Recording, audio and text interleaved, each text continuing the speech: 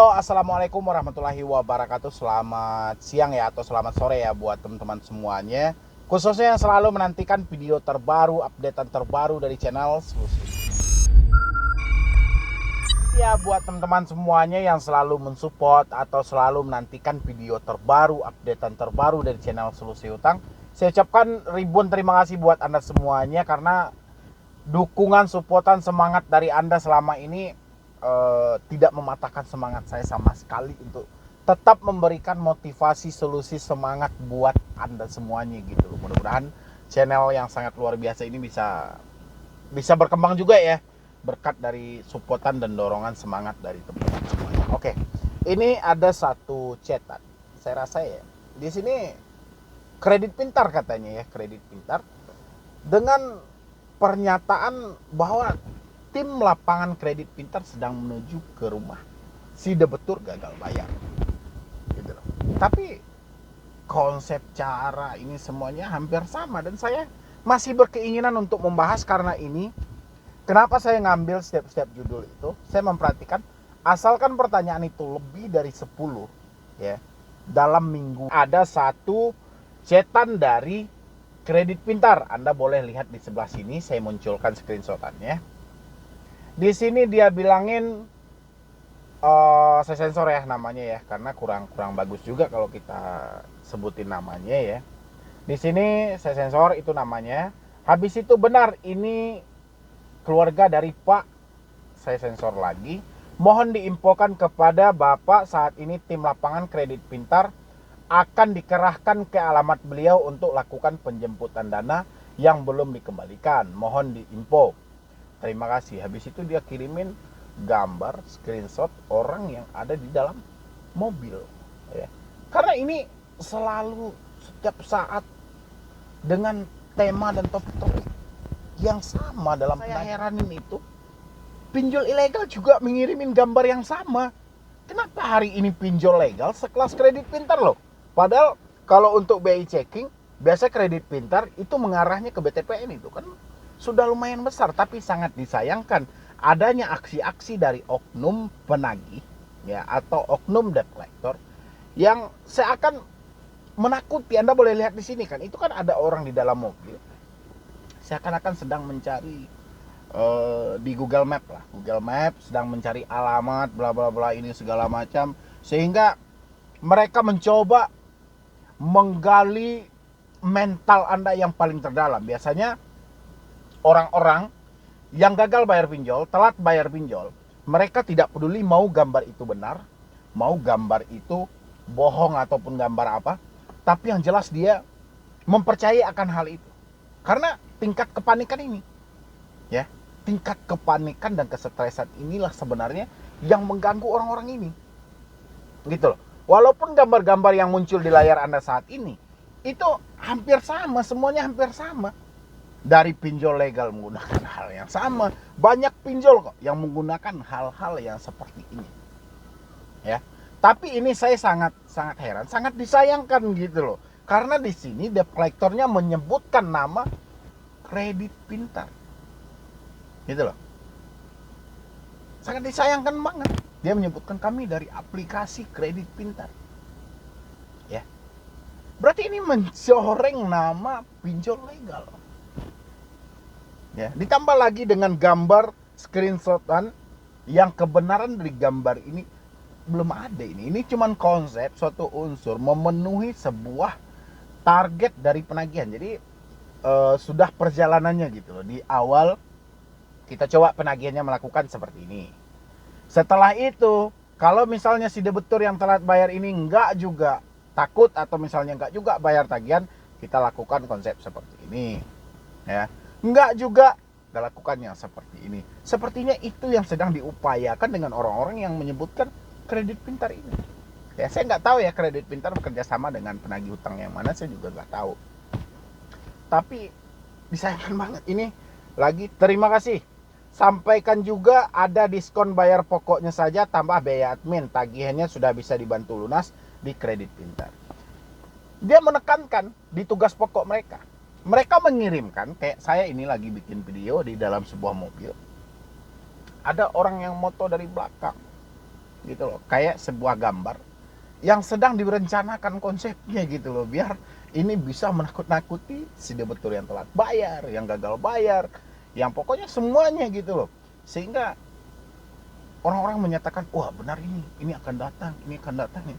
Padahal nggak belum tentu gitu loh. Lihat lokasi Anda dulu. Anda akan dikunjungi oleh pinjol legal itu. Pertama lihat lokasi Anda, ya. Habis itu lihat cara Anda dalam berkomunikasi, ya. Satu hal yang Anda ingat, tidak semua daerah yang di Indonesia ini bisa dikunjungi oleh pinjol legal. Tidak habis dari 5 jari saya ini daerah yang bisa dijangkau oleh debt collector pinjol legal. Tidak habis 5 jari ini, ya, daerah yang bisa dijangkau. Dan itu pun bukan sebanyak yang disampaikan. Kalau OJK bilang kan ada 51 pinjol yang telah berizin. Tidak ada 51 pinjol yang mempunyai debt collector lapangan. Ini loh, ini harus disematkan baik-baik oleh teman-teman semuanya, terutama yang telat bayar, yang gagal bayar, semuanya ini disematkan gitu loh.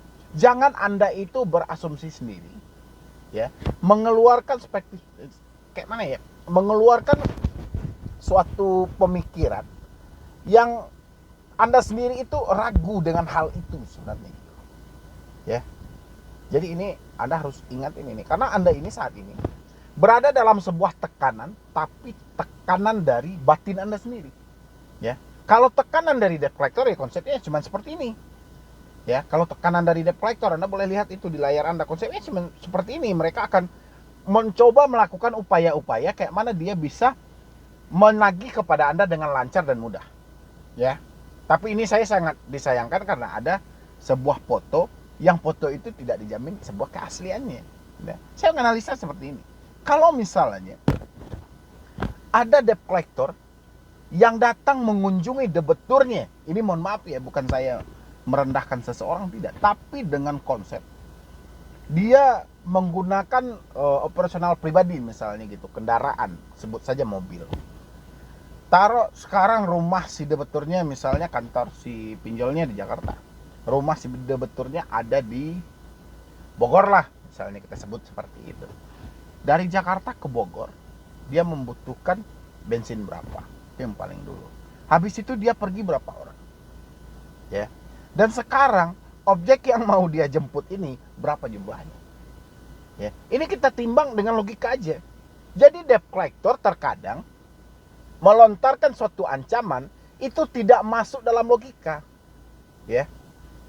Mana mungkin si debt collector menjemput tagihan 300 sampai 1 juta menggunakan kendaraan pribadi berupa mobil, ataupun kendaraan kantor mereka berupa mobil. Berapa biaya yang dikeluarkan?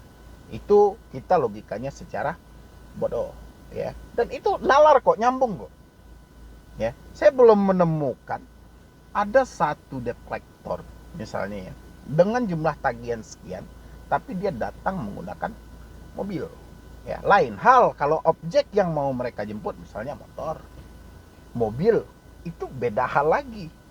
Tapi kalau sekelas pinjol, nggak nyambung dalam logika saya. Mungkin teman-teman semua mungkin ada yang bisa menyambungkan logika saya yang lagi panik, yang lagi kalut mungkin dengan hal ini, ya. Dan sayangnya orang-orang mempercayai akan ancaman sampah seperti itu, yang nggak masuk sama sekali. Dan di sini si orang yang ngechat saya ini, Assalamualaikum Bang, perkenalkan saya dari Kuningan, Jawa Barat, ya. Saya sensor namanya. Saya mau minta solusi Bang. Ini barusan saya dapat WA seperti ini dari APK Kredit Pintar. Saya udah hampir 1 bulan galbay dikarenakan nggak ada uang, saya habis di PHK, ya. Terus kalau ancaman seperti ini, coba timbang dengan logika Anda. Apalagi Anda di daerah Kuningan. Sekarang kantor dia di mana ini? Ya, kita timbang aja dengan logika dulu. Karena saya sudah nggak nyambung. Ada debt collector yang menjemput sebuah tagihan dengan nominal 1 juta, 1,5 juta, 300, 400, 500, tapi menggunakan kendaraan pribadi. Nggak nyambung gitu loh. Ya, sama menurut asumsi saya. Yang kedua, ya, buat teman-teman semuanya ini, kebanyakan kita itu membangun sebuah pemikiran demi pemikiran. Yang seakan pemikiran ini akan menyesatkan kita gitu. Tapi teman-teman itu malah senang dan nyaman sepertinya berada di posisi itu. Contohnya, debt collector ini datang ke rumah, nanti saya harus gimana? Nanti tiba-tiba dia bawa polisi menangkap saya, ini kayak mana? Itu kan sudah jauh pemikirannya dari fakta yang sebenarnya. Ya, sebenarnya ketika debt collector datang ke rumah, justru saya bilangin itu bagus gitu loh.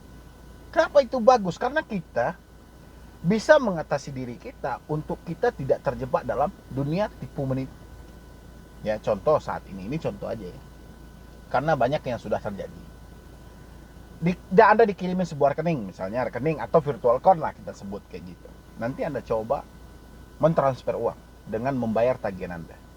Tiba-tiba begitu uang Anda transfer, uang terkirim, ya. Biasanya orang-orang terkendalanya stroke tidak ada, itu yang paling pertama. Adapun stroke ketika dia konfirmasi, pihak dari pinjolnya menyampaikan bahwa dananya belum masuk, ya. Atau dibilangin, virtual account yang Anda kirimkan itu sudah kadaluarsa. Bagaimana coba? Ya, duit Anda sudah hilang, Anda berinisiatif bertikat baik untuk menyelesaikan, malah kacau balau, ya. Justru bagus ketika ada debt collector yang ingin mengunjungi kita. Bagus. Misalnya kita tidak ada uang, Bang, ya udah kita berkomunikasi. Saya nggak ada uang, ya. Pasti debt collector dengan nada yang agak tinggi, tapi biasanya debt collector melontarkan nada tinggi melihat gerak-gerik dari si debetur. Kalau si debetur membuka suatu peluang untuk seseorang melakukan penekanan terhadap diri dia, kemungkinan debt collector akan melakukan hal yang sama. Ya, biasanya kita berkomunikasi dengan cara yang maaf, lemah, ini tidak ada ketegasan. Ya, kita tegas itu bukan marah-marah, tidak, tapi tidak ada ketegasan. Ya, kita tinggal sampaikan, misalnya ada debt collector, saya tidak ada uang hari ini. Nanti debt collector bilang, kenapa Anda tidak ada uang? Iya, saya nggak ada pekerjaan, saya belum bekerja, saya belum mendapatkan hasil. Nanti debt collector bla. Anda hari ini bisa mendengarkan alasan saya atau Anda mencari suatu masalah di sini. Itu aja. Saya minjam di suatu perusahaan Anda, saya siap sedia dengan segala resiko yang ditetapkan oleh perusahaan Anda buat saya. Ketika saya mampu bayar, ketika saya tidak mampu bayar, dua-duanya ada risiko. Ya. Sekarang saya tidak mampu bayar atau belum ada uang untuk membayar, perusahaan Anda silahkan lanjutkan risiko jika tidak mau menunggu. Seperti itu mempertegaskan diri kita. Ya. Jangan upaya maaf ini segala macam. Pokoknya jangan membuka suatu peluang yang menimbulkan orang lain menekan dan menginjak-injak diri kita. Ya. Sisanya pasti teman-teman semuanya lebih paham bagaimana caranya menghadapi debt collector. Layaknya seperti Anda bertanya kepada saya, seperti itu Anda menghadapi debt collector. Ya, mudah-mudahan yang ditanyakan hari ini melalui screenshot tadi ya, itu sebenarnya dikirimin ke tim saya dan saya coba jawab karena itu sudah banyak banget ya dari yang mengatasnamakan kredit pintar. Kita juga tidak tahu nih kredit pintar ini kerjasama dengan penagih utang yang mana, kita juga tidak tahu ya. Tapi yang jelas ancaman-ancaman seperti itu udah menyampah banget, udah basi banget gitu loh. Ya, yang penting Anda nggak usah takut gitu loh. Anda gagal bayar pinjol, tidak mampu bayar pinjol, Anda bukan maling atau penipu, Anda bukan teroris yang harus diburu-buru seperti itu, dan rasa takut Anda jangan sampai berlebihan seperti itu. Ya, yang penting hadapi ke depannya, upayakan untuk berubah kayak mana jauh lebih baik gitu loh. Ya, jadi sekian dulu dari saya, Medi Broni. Wassalam.